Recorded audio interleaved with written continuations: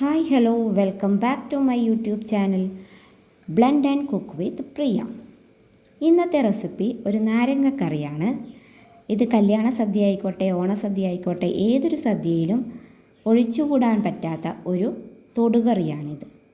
ഇതിനായിക്കോട്ടെ എരിവ്, പുളി, മധുരം, കയ്പ്പ് എല്ലാ ടേസ്റ്റും കൂടിച്ചേർന്നതാണ് ഈ കറി.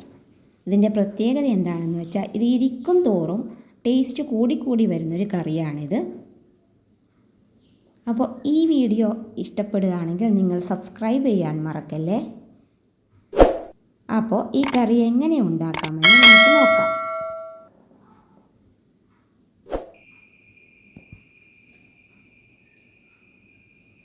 നമ്മൾ ആദ്യം തന്നെ ഒരു നാരങ്ങ വലിപ്പത്തിലുള്ള പുളി ഒന്ന് കഴുകി കുതിർക്കാൻ വെക്കാം.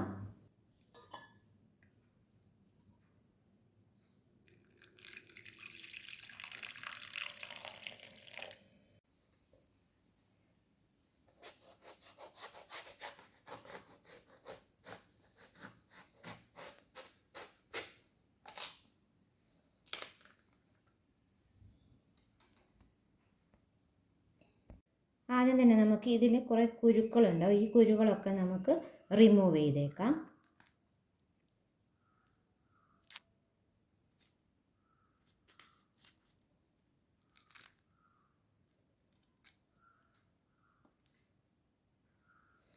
നമുക്കിതിൻ്റെ തൊലി ചെറുതായിട്ടൊന്ന് കട്ട് ചെയ്ത് മാറ്റി കൊടുക്കാം.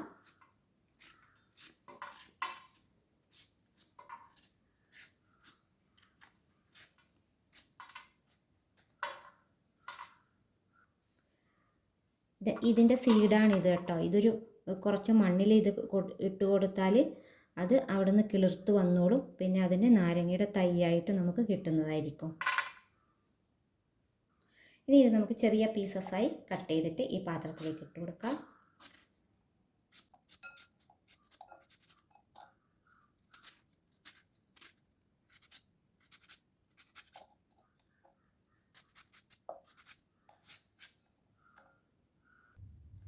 ഇനി ഇത് നമുക്കൊന്ന് കഴുകിയെടുക്കാം.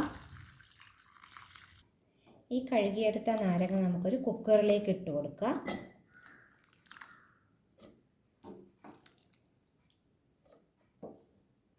ഇനി ഇതിലേക്ക് നമുക്ക് പുളി പിഴിഞ്ഞ വെള്ളം ഒഴിച്ചു കൊടുക്കാം.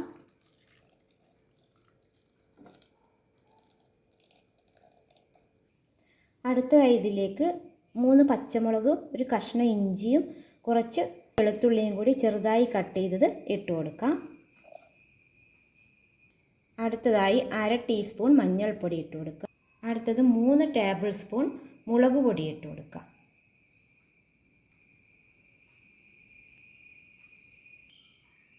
ഇനി ഇത് നന്നായി മിക്സ് ചെയ്ത് ഒരു 2 വിസിൽ വരുന്നത് വരെ ഇതൊന്ന് നാരങ്ങ കുക്കാവുന്ന സമയം കൊണ്ട് നമുക്ക് ഉലുവ പൊടിച്ചെടുക്കണം. അതിനുവേണ്ടി ആദ്യം തന്നെ ഒരു കടായി വെച്ച് അതിലേക്ക് കുറച്ച് കടുക് ഇട്ട് കൊടുക്കുക.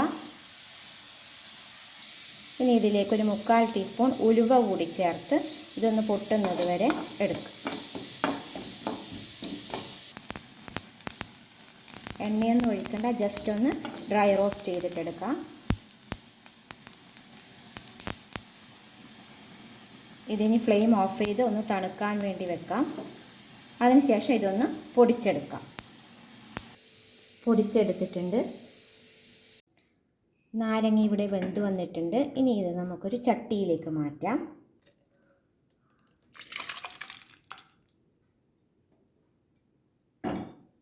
ഇനി ഇതിലേക്ക് നമുക്ക് ഒരു വെല്ലം പൊട്ടിച്ചിട്ട് കൊടുക്കാം.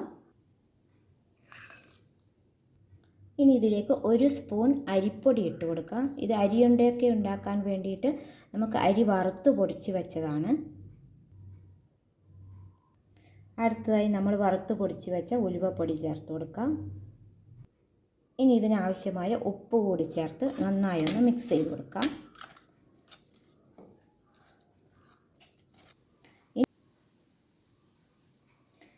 ഇനി ഫ്ലെയിം ഓണാക്കി ഇതൊന്ന് തിളക്കുന്നത് വരെ നമുക്ക് വെയിറ്റ് ചെയ്യാം.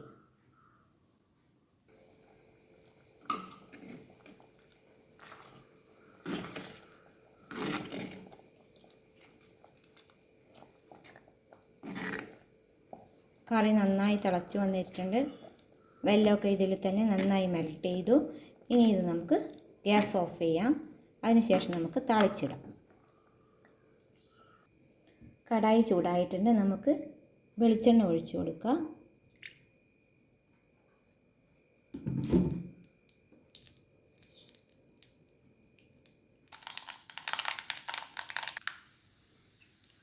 ഇനി ഇതിലേക്ക് നമുക്ക് തേങ്ങാക്കൊത്ത് ചേർത്ത് കൊടുക്കാം.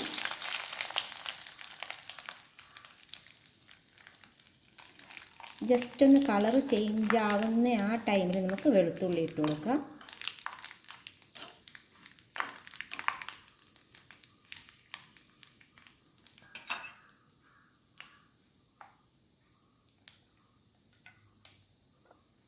ഇത് കുറച്ച് വെളുത്തുള്ളിയും അതിൻ്റെ കൂടെ തന്നെ ചെറിയുള്ളിയാണ്.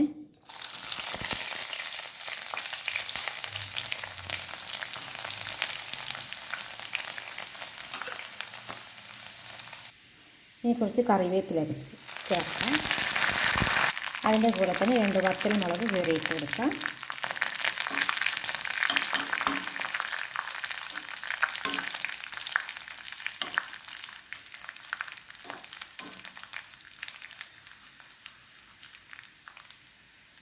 ഇനി ഗ്യാസ് ഓഫ് ചെയ്തതിന് ശേഷം നമ്മൾ കായപ്പൊടി ചേർത്ത് കൊടുക്കാം. ഇത് നമ്മുടെ നാരങ്ങ കറിയിലേക്ക് ചേർക്കാം.